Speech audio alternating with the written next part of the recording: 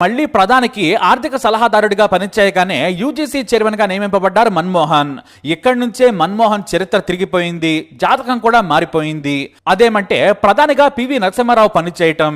ఇది దేశానికి స్వాతంత్రం వచ్చినంత సమానం.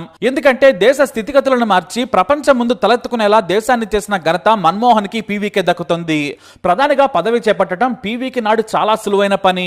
కానీ దేశ ఆర్థిక పరిస్థితి చూస్తే భయంకరంగా ఉంది. జీతాలిచ్చే స్థితిలో కూడా లేదు.